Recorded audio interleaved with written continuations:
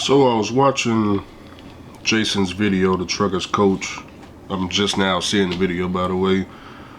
The one that he put out where he was talking about going back to the way he used to do things. He wants to go company, save up the money to finance a truck that's $50,000 or less, buy a trailer outright, drive-in reefer, whatever type of trailer he want to get.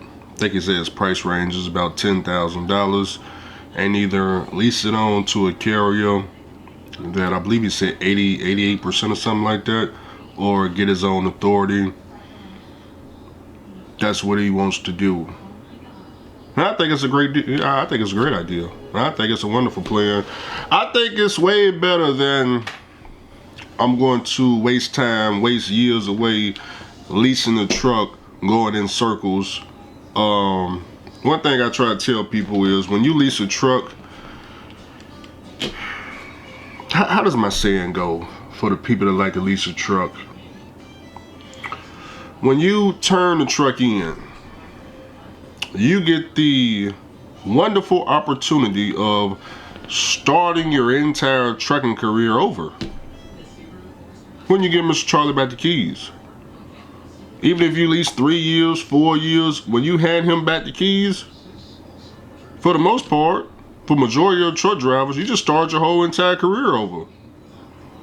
It's just 3-4 years of just wasted time on the road. Unless during those 3-4 years you was taking the trucking money and investing it outside of trucking, maybe you was paying down on the mortgage, or you done bought a car, but the majority of people, that just ain't the case. They ain't gonna buy nothing. They just gonna be 3-4 years gone. That's it. That's usually what it is. You can watch that now on YouTube. You can just click a bunch of YouTube channels and just see it being done right now. It's been done for the last 10-20 years. I don't know why people waste time leasing a truck. But here's the thing that I don't understand, the trucker's coach, he knew that leasing was horrible long time ago. He knew that. He said 2017?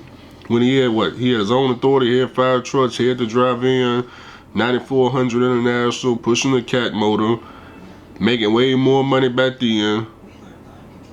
I don't know how we got from that point to trying to run for $1 a mile, doing his Hirschbach dance and the author to the leasing dance, and see. Jason is finding out how Mr. Charlie operates. That's right. That's what it is. He had to go experiment with Mr. Charlie. We all have to go and hang out with Mr. Charlie. That's all. He had to go hang out with Mr. Charlie. At different carriers. And every time he went to go hang out with Mr. Charlie showed him. He put his hand, hey, Jay, hey. It's gonna be all right. Just come over here, pay for all our trucks.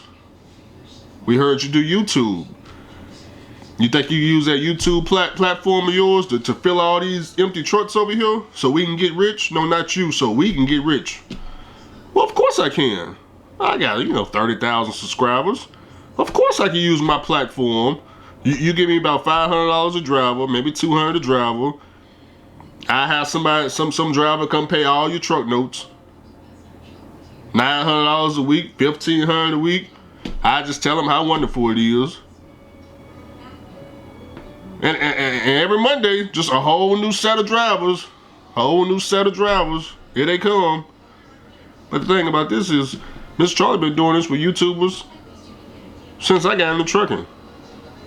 Since Prime Meat, since Night Transportation. They love it. They get rich. The truck driver usually just goes broke. They just leverage our platforms, fill all their trucks. You get fired, you quit, all the other drivers still there, making them $250,000 gross a year with the drive-in. Or, now that we got the Russians in the equation with the double logbooks, instead of grossing $250 with a drive-in, these fools up to $400,000. They up to $400,000 gross for the year. Well, if you like Josh was, he was on track to do $500,000 with a reefer. He done slowed down now, but that he was on track to do $500,000 with a reefer. They get rich. What did I just tell you? What happens?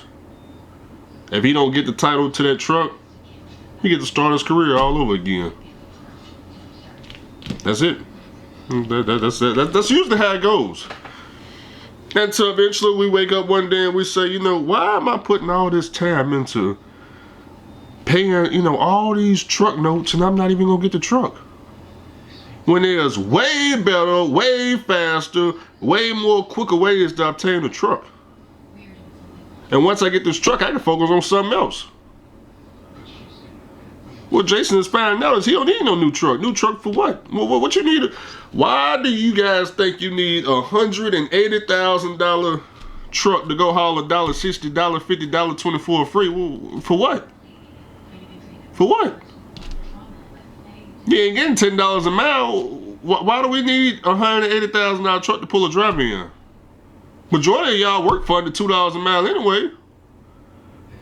And you gonna work for under $2 a mile. That's equivalent to, for all y'all that ever took Uber before, which driver you think is more profitable?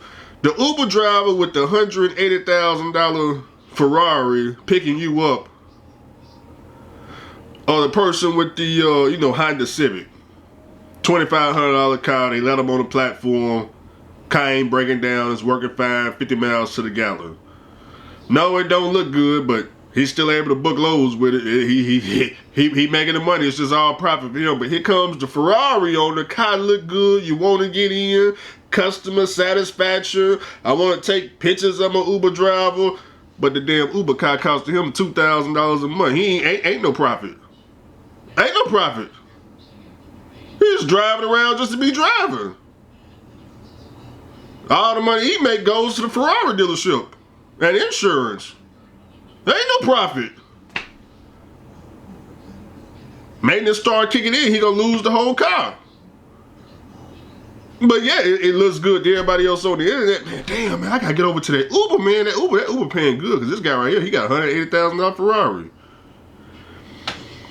That's what you guys got. You got your $180,000 semi-truck. Me, I got a Honda Civic. I got me a little Honda Civic. Because what I found out is that Honda Civic, I can haul my $1.65, $1.25, all the same freight, cheap freight y'all haul, I can haul it too. It's just more money for me in my pocket because I ain't got all these Ferrari dealership notes that you guys got. And because it's paid for, I can start demanding more money. Because I ain't got no truck note due every Monday, every Friday. If I don't deliver this load, I'm being a hole. I ain't got that problem. When I deliver, I'm going to get paid no matter what. No matter what, I'm going to get paid. Even if I got to reschedule the load, if the load late, even if they make me wait 5 days from now to deliver, I'm still going to get paid. My check's still going to be positive. I don't owe nobody. I was talking to my mechanic at the secret shop over there by Josh's house, and he was saying one of the old school drivers, 30 plus years in the game, he a hopper driver. He blew his engine, blew his motor, blew a hole through the block, and he was looking at, having to get a brand new 12.7 engine. Because he blew the block out. Block no good, need a whole new engine. So, went over to the dealership, started inquiring about prices on the 12.7 and all these outside sources. And of course, he got the $20,000, $30,000, $40,000 price range. This is before he talked to the mechanic. Those are the prices he got. So he went to the mechanic because the mechanic is the one he knows gonna install his engine. He gonna take out his old engine and put the new one in. Goes over to the mechanic, tell him the issue, blew the block, found a bunch of other motors, want to ship the motor to you. You know what the mechanic said? We ain't buying no $20,000, $30,000, $40,000 nothing. What we gonna do, we gonna go down the street, down the street. I ain't gonna tell you what down the street. It's in Mississippi though. is a place that sell core engines. Not rebuilt motors, just cores. Cores that could have came from the junkyard, could have came from somebody crashed the truck, they didn't pull the engine out, sat down on a little plate or something. Just core engines that you do got to rebuild, but they cores.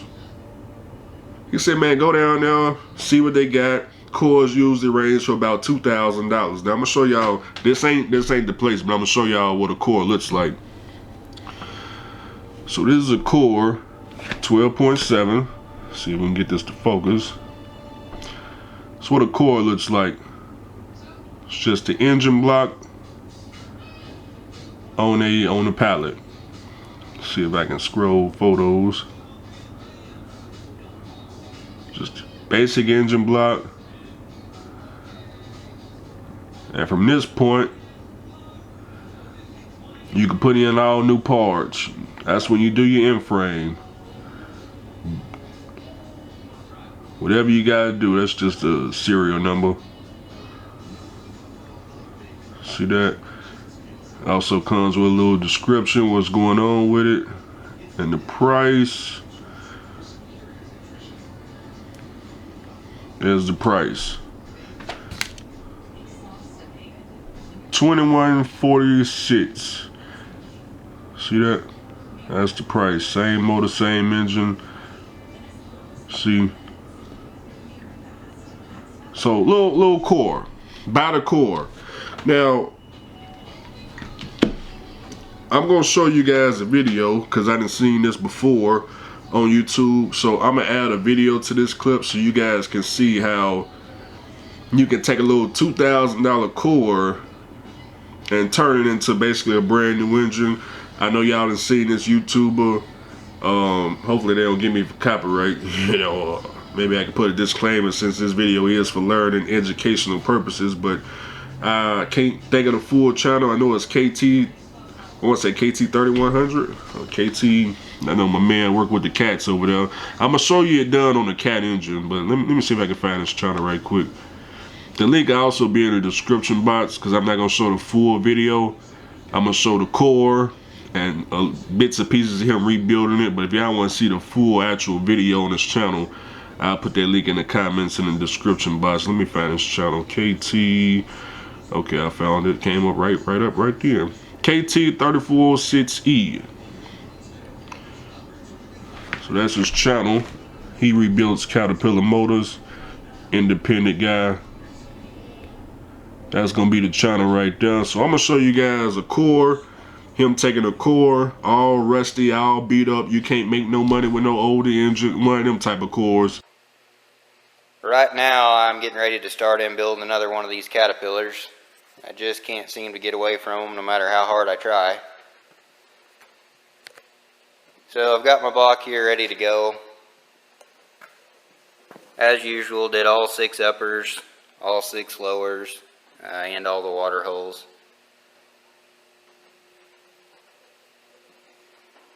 Not exactly sure where I'm going with this video just yet, but I'm going to show you something.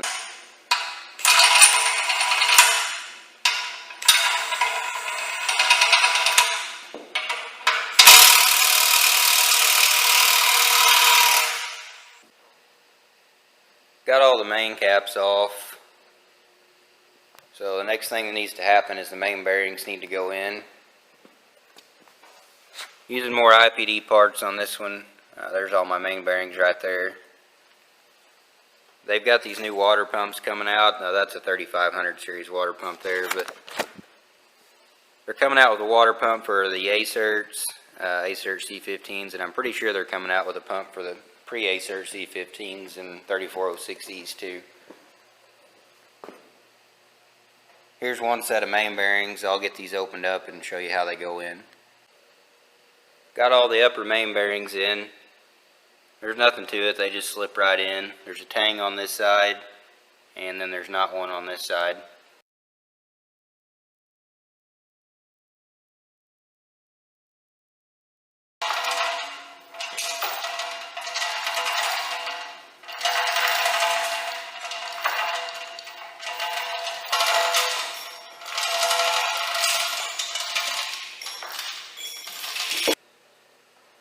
Okay, I'm going to start putting main caps on, and when I get down to the end, I'll show you how to plastic gauge for oil clearance.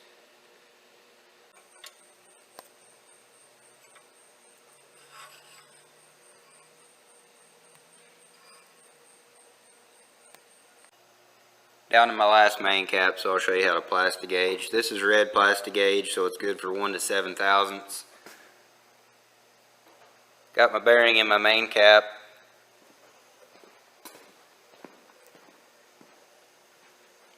So you just cut off a little strip of that plastic gauge there, and you lay it on the crank journal like so. And then you stick your main cap on. So you put your main cap on with the plastic gauge on the crank journal, you torque it to spec, and then you pull the main cap right back off.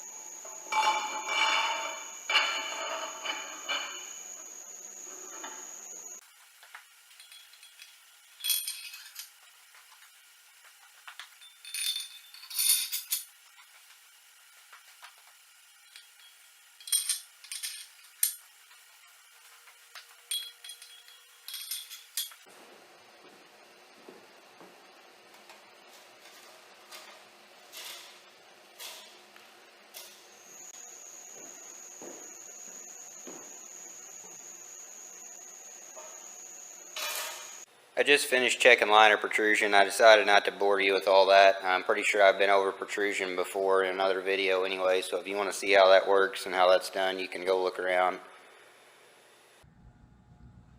Anyway, yes, I did stagger my ring gaps. You didn't see that on camera, but yes, I did it. I'm ready to start torquing rod bolts now. There's the bottom of the 4-bolt A-cert rod.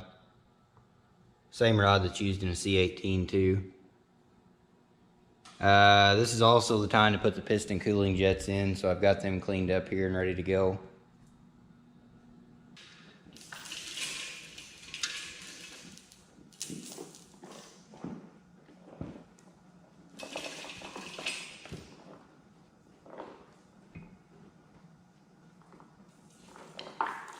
Good. This is a brand new head, brand new casting, brand new valves, springs, guides, seats, rotocoils, everything. I'm using some more of these IPD cryo-treated head bolts. I had quite a few people asking me about these after that last video. Injectors are ready to go in.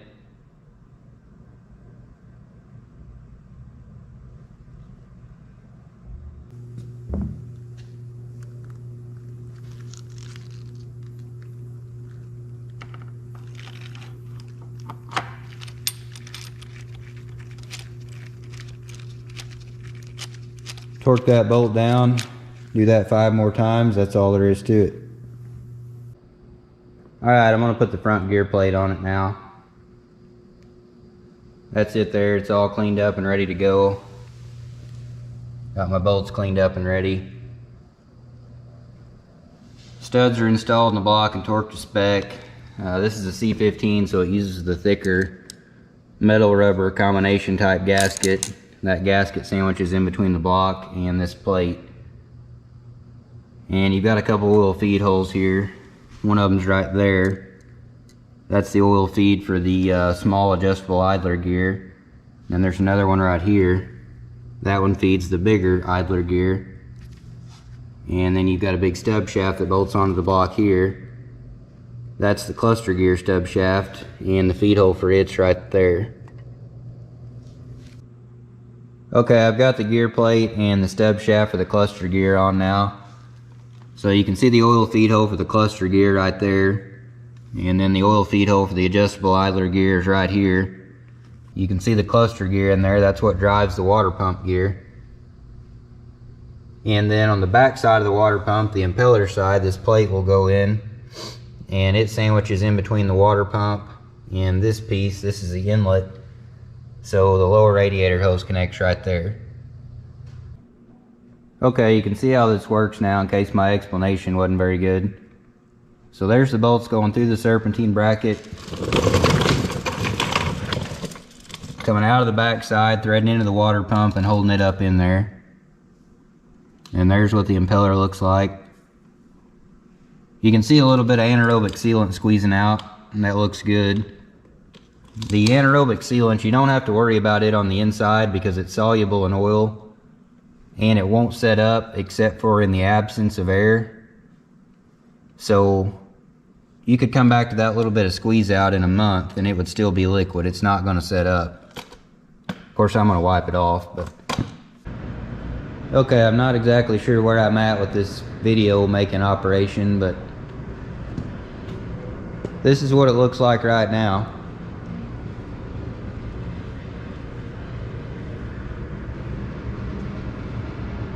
Got that plug in the wrong hole. That plug needs to be right there. I'm so used to long head applications that I just put those in without thinking about it, but the dipstick's going in the front of this one. That's a $4 mistake. I'm juggling about 3, maybe 4 engine serial numbers to get this one set up exactly the way we want it for the application that it's going into, which is pretty normal for me. Rarely does one leave here the same way that it came in. So I'm getting ready to put the Jake housings together. There's the new Jake kit. Okay, I've got the Jake housings all back together and ready to go. Got 6 new cat reman intake rocker arms, 6 new cat reman exhaust rocker arms. Did not get new injector rocker arms because the pins and rollers in these are in good shape. They're nice and tight and the rollers are smooth, so no reason to spend the money to buy the new cat remans there. I did have the machine shop go ahead and put new bushings in them because I've got 3 brand new rocker shafts here, and I didn't want to put used bushings against those new rocker shafts. Top end parts are all bolted in. Overhead's run, it's ready to go.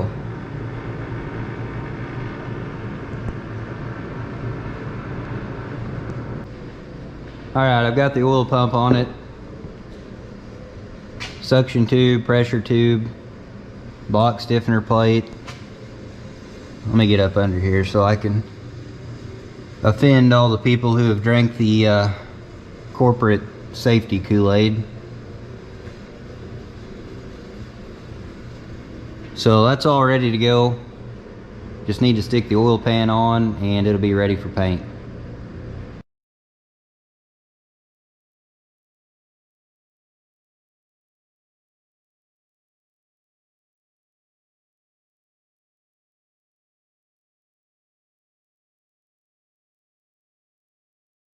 Well, unfortunately, this footage that you're watching right now was all that I was able to get of this engine before it left.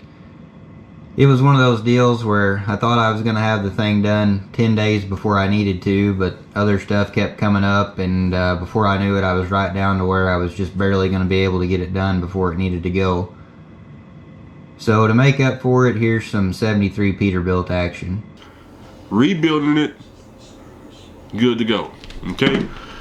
So you would take the $2,000 core, pull out his blown motor, put the little $2,000 core in there, or leave it out and just rebuild it on the pallet, you know. But go ahead and get your overhaul kit, rebuild it, you know, whatever you gotta do, bore it out, whatever the case may be, and put that in there. So you $2,000, that's the core, that's the new block. Then whatever you gotta do, overhaul kit 4,000, whatever you need, you know, turbo, because a lot of stuff you can take from off the old engine. You know, you can take a lot of stuff off the side of the old engine, you know, alternator, you know, water pump, you know, oil pump, whatever's still good. Or you can buy new stuff, but y'all get the idea. But just finding ways to save money in this trucking world as a cash truck driver. You know, a lot of these old school mechanics, they done pretty much made their money from the trucking industry at this point, you know. They just trying to keep you in business. They just trying to keep you, they in their 70s. 60, 70 years old. They got their own shops. They done made hundreds of thousands of dollars. They don't charge that much. They got houses and property and vehicles, and they know the game inside out. As long as you stick to the engines that they grew up on, the older model engines, they know all the tricks of the trade. What you need to go get? You don't need to go get no $26,000 engine for what? Go over there and get that $2,000 core. We're gonna rebuild that and put that up in there. That's what we're gonna do. Why not get the $26,000 engine? Because you don't even know what they put in it. It's not a new motor. Yeah, it's costing $20,000 and $30,000, $40,000 for the 12 point. It's a rebuilt engine with paint on there. That's all it is. Let me show y'all this right quick. Let me go over to American Fleet Inc. Let's go on Facebook. American Fleet Inc. They sell these 12.7. They got one right here. Let's go on their Facebook page. Oh, wait a minute, hold on now. I don't want to get no copyright. See this right here? 12.7 Detroit 60 series, all rebuilt, painted. You see it look real good, don't it? That's because it's fresh paint. Now you can paint the motor you got, it'll look just like this. I think to paint the engine, man, sometimes they only charge $500. Well, in today's times, maybe $1,000, but not too long ago, about 5 years ago, it was just $500. They may still just charge $500 though, but you know, it's just paint, guys. This same engine right here was rusted up. Had plenty of rust on it. Hey guys, they just scraped the rust off, put fresh paint on it. $22,000. You don't know what's inside that motor. You don't know what. You don't know if it's OEM, if it's what's something. You don't know if it's IPD, PAI, highway. I forgot what they call it. You know, the highway kit. You don't know what kit they went with. All you know is it ain't from the manufacturer. It's not a brand new engine. They stopped making 12.7s back in 2003. We going in 2026.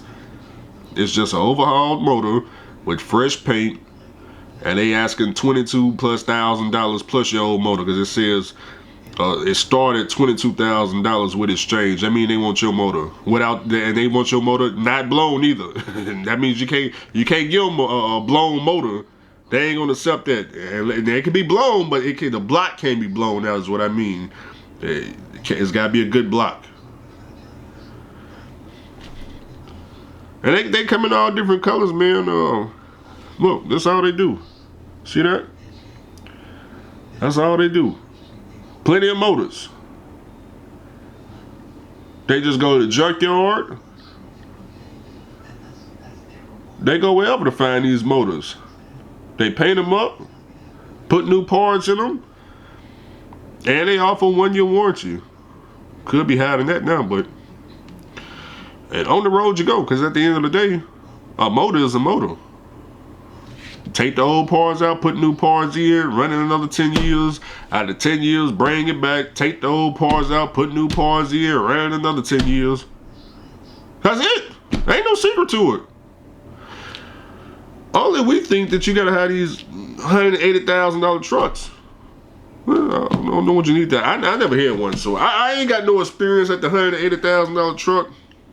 You know, but when I did lease a truck, it was $274,000. You guys are actually lucky. You guys are lucky. See, when I leased a truck, I didn't have the pleasure of only paying $180,000. When I got my International Pro Star, or 2016 International Pro Star, I got the pleasure of paying $274,000 on a 7-year lease at about $695 a week. So consider yourself lucky, because they giving you guys, you know, $80,000 off compared to what I had to pay. Is that $80,000? That's more than that. Shoot, hold on, that's about $100,000 off. They giving you guys trucks $100,000 off from what they was charging me. I was at $274. Y'all might as well say y'all went $174 if you ask me. Shit, you guys 100 grand off. Consider yourself lucky. They give you a used house off. Yeah, a used house off. A used house, yeah. Alabama, Mississippi. Yeah, 100 grand. That's a used house. They giving you a free used, might as well say a free house. I went from leasing a truck at $274 to saying, oh no, I gotta go get my own truck. I can't keep this up. I can't keep this up. I can't keep up $695 a week for 7 straight years. Who wants to do that? Who wants to do that? On the International Pro Store at that. That same truck today, International Pro Store 2016. Whew, man. What I even have the title 2016. Oh yeah, I would have had the title about 3 years ago. Truck today would probably be worth, I don't know, $10,000, $15,000. Still need an overhaul on that Cummins engine. And I'll be out of $274,000 because I done paid all the depreciation down. That's what a lot of you guys are doing anyway. At these $180,000 trucks, you just paying you just riding the depreciation down. It was $180,000 on day one when they gave you the keys, but when you drove it off the lot, the price just started going down. It just started going down. And when you give them the keys back at the 3rd year, all that money gone, poof, out the window. It's just out the window. It's just a waste of time. I know I done kind of went off subject a little bit, but I'm gonna try to remember putting in that core engine in this video and showing y'all the aftermath. Now, keep in mind, I'm not promoting that nobody go out there get no cash truck, start no authority, get you a truck $50,000 less. That ain't what I promote. That ain't what I promote at all. I'm just talking trucking. That's all this is. We just talking about trucking. Some people gonna take the route, some people ain't. But at the end of the day, majority of the truck drivers want their own truck. I say 99%. 99% of truck drivers want their own truck. And only 1% of the people that already either had trucks in the past and they done went back company drivers. Other than that, yeah, I would say probably 99%. You know, or you're in a situation to where you always dreamed of having your own truck, but you either got scared due to expenses, or you had some people got large families and they just it's not feasible, you know, due to, you know, raising kids and things like that, which is understandable. But man, one of y'all said, man, Mr. Charlie ain't paying no money at the American company. And neither is the Russians. Boys, it's hard out there. It's hard out there. One of y'all asked me, Andrew, if you had to start all over again, what would you do differently? Not a damn thing. I'd just buy a truck even faster. I think 2018, I waited too long. Shit, I waited too long, man. Cass was trying to give me a truck. He was trying to get me to buy a truck back in 2016. Yeah, 2016. And I had the money.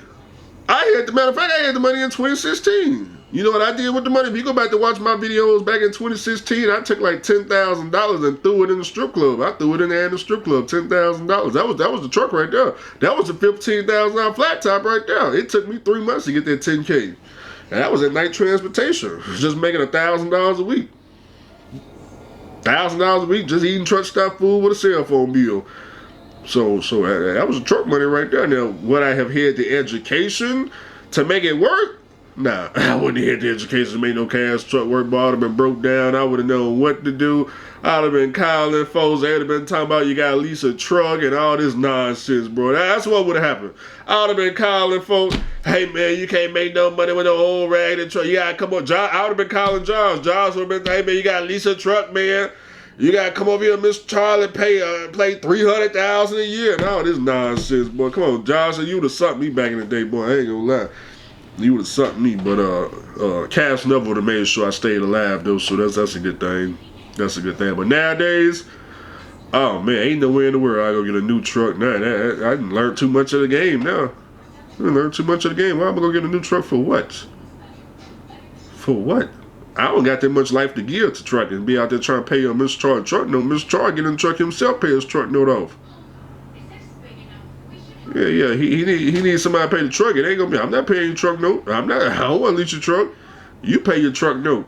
You can pay me to be a company driver, but I ain't gonna be the fool paying your truck note. You ain't gonna be giving me no negative check.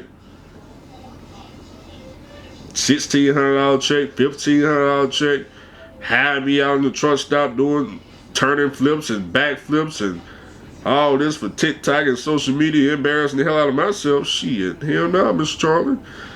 Miss Charlie don't like me, man. Miss Charlie, I like Miss Charlie because I like to work with Mr. Charlie. I just can't be no employee for Miss Charlie because it don't work out good, man. It just don't work out good, that's all. But eventually we got to all go be an employee for Mr. Charlie. Not really. You don't see the Russians doing it. Russians come over here. Indians come over here. The Asians are the only ones that came over here. I bet if the Asians came from China and all them other places over here to open up a trucking company, I bet from day one they'll never apply to go work for Mr. Charlie or you either. Yeah, they gonna open up their own stuff from day one, and they ain't gonna be listening to nothing y'all talking about. Hey man, you know, now ain't the time to get authority. They ain't gonna be trying to hear that crap. Hey man, you know, you gotta get a brand new truck. They gonna get whatever they feel like it. Them Asians, they get whatever they feel like it. If it's a used truck, they get it. If it's a new truck, they get it. The last thing they're gonna do is be taking any type of advice from you. They ain't gonna be doing none of that. You go look at the Asians on that YouTube, the little news article, them all older trucks. Ain't none of them people got brand new trucks. All that stuff old used. Do y'all see the people down in Jamaica? All these Jamaican trucks? All the Jamaican trucks I see, they look like freaking 07 and older. They just now starting to get a little bit of these Pro Stars where they done souped them up, got them blowing all this black smoke out. You know, but it's mostly just older trucks. I love me watching some Jamaican trucker, boy, because them people over there, boy, they so educated when it comes to cash trucks. I mean, good God. Y'all got to go take a look. Just go on YouTube, type in Jamaica trucking, click any of them videos, man. I mean, they'll show you how to take a 07 and older. And I mean, it can go up the steepest hill with as much weight as you could possibly think. They gonna get it done. They ain't gonna be hearing nothing about, well, wait a minute, hold on, before you take that old raggedy truck and load up 120,000 pounds to go up that mountain up there, first of all, you got to pay Mr. Charlie. You need to be paying Mr. Charlie for his brand new truck, because Mr. Charlie got a truck over here with like 208 rear ends or 248 rear ends, and here how you climb that mountain in first gear. And here you are trying to take this cash truck, you try and climb the mountain in 6th gear with a cat engine. Nah, you need to get Mr. Charlie truck. Mr. Charlie, his truck gonna get up there in first gear. He's still gonna get up there, but make sure you got Mr. Charlie. He gonna charge you about $900 a week. $900 a week to do what? Do they even make $900 a week to drive a truck in Jamaica?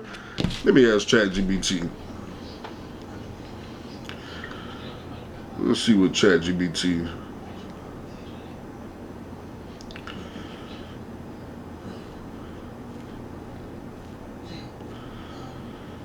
Uh-oh, hit the wrong button. Yo. Uh-oh, wrong button. Oh, there you go. Can you hear me?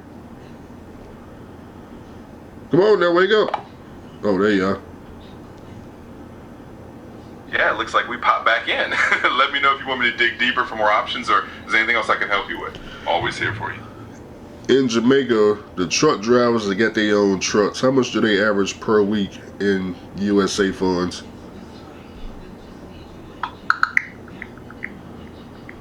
In Jamaica, owner-operator truck drivers typically earn around $23,000 to $29,000 US dollars per year based on the information from Glassdoor. They make how much? So that works out to about 440 to 560 per week in USD. It's definitely a different scale compared to the US trucking market.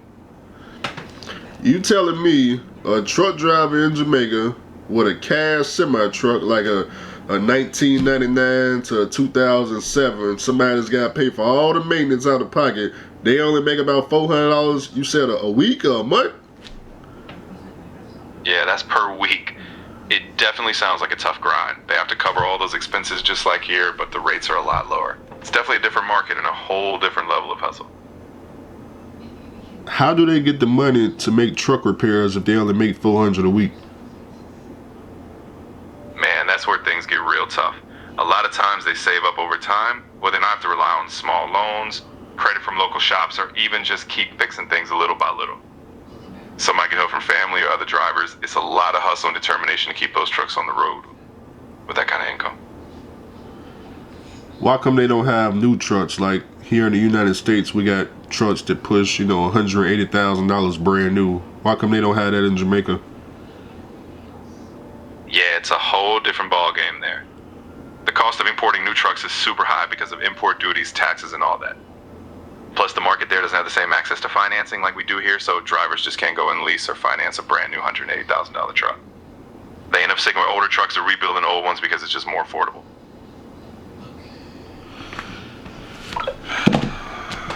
I don't know if that information is true. I'm gonna have to do some more research. But if these guys are making $400 a week and they're able to get a cash truck, rebuild the engine, and outrun you, work harder than you, they trucks on the road non-stop, why in the hell are we over in the United States running these $180,000? You just heard them. The only reason you're able to get these trucks is because Mr. Charlie covering the bill. If Mr. Charlie covered his own bill, if Mr. Charlie had to cover the bill himself, they won't even buy that crap, man. Please, I'm about to do some more research on that $400 a week, cause damn, wait, boy, man, you gotta have some reliable engines. I'm telling you, gotta have a 12.7, something that ain't gonna break to try to. You tell me you can't even. You gotta have a truck that they can't break down. You damn right you can't have no emissions motor, man. I'm gonna go watch me some Jamaican trucking because they got it going on. They only making $400 a week. We got to verify that. What do y'all get in the comment section? And let me know. Find me a Jamaican trucker talking about the money over there. Wait a minute, I did. We did talk about. Wait a minute, I saw one on Party Hard channel at Landstar. Yeah, I saw one. That was about a week ago, wasn't it? He was saying the Jamaican truckers don't make that much. That's why he came to the U.S. We need some more information, man. This is crazy. All right, y'all, I'm out.